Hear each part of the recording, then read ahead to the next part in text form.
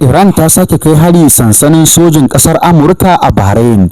Turkashi dakarun juyin juya halin Iran IGRC sun ce sun kai harin manyan makamai masu linzami a kan sansanin sojin Amurka da ke ƙasar Bahrain.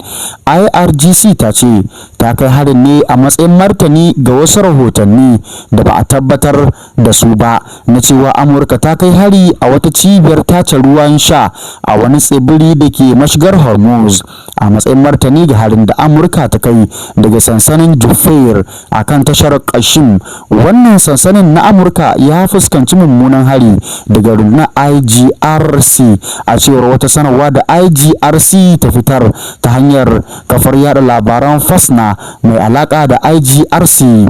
A halin da ake ciki kuma ana jin karar sautin na'urorin kararrawa a kasar Bahrain, inda ma'aikatar harkokin cikin gida ta kasar ta bukaci 'yan kasar da mazauna yankin su nufi wani wurin ɓuya mai aminci.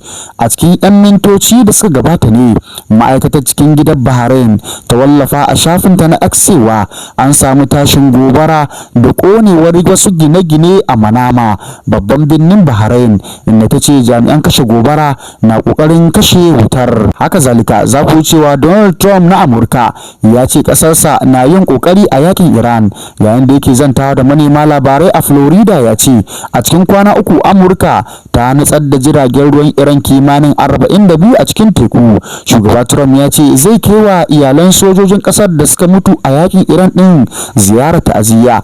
Ya ce dukansu sun zama manyan jaruman kasar mu waɗanda za su dawo gida daga Iran a wani yanayi na daban.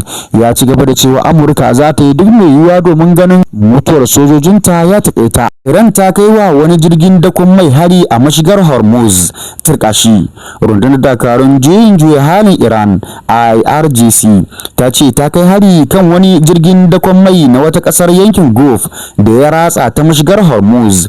Cikin wata sanarwa da rundunar ta fitar a shafinta na Telegram, ta ce jirginta maras matuƙi ne ya kai wa jirgin dakon man hari saboda watsi da gargaɗin bi ta mashigar da rundunar IRGC ta shayi. Rundunar IRGC ta ƙara da cewa ba za ta bari jiragen dakon mai da na kasuwanci masu ƙawance da ƙasashen da muke faɗa da su bi ta mashigar ba. Zirin Hormuz na ɗaya daga cikin hanyoyin jigilar makamashi mafiya muhimmanci a duniya, inda kusan kashi 1 cikin 5 na man fetur da iskar gas na duniya ke bi ta wurin zuwa kasuwanni. Yaƙin da ake yi a Iran ya haifar da naƙasu ga harkar safarar mai a yankin Gulf bayan da gwamnatin Iran ta yi barazanar ƙona duk wani jirgin dakon mai da ya yi yunkurin wucewa ta gurin. Sai dai shugaban ƙasar Amurka Donald Trump ya ce idan ta kama sojojin ruwan Amurka za su rika yi wa jiragen rakiya domin su wuce ta gurin. To masu sauraron mu me za ku ce dangane da wannan batu? Idan ba ku manta ba dai ƙasar Iran ta riga ta yi gargaɗi tun bayan da aka fara wannan yaƙi kan cewa babu wasu jiragen ruwa da za su wuce ta gurin domin ta kulle ta. Sai dai kuma an bayyana cewa wasu jirage wato sun karya wannan ka'ida da kuma doka da ƙasar Iran din ta fitar. Hakan ne yasa suka kai musu hari. Me za ku ce?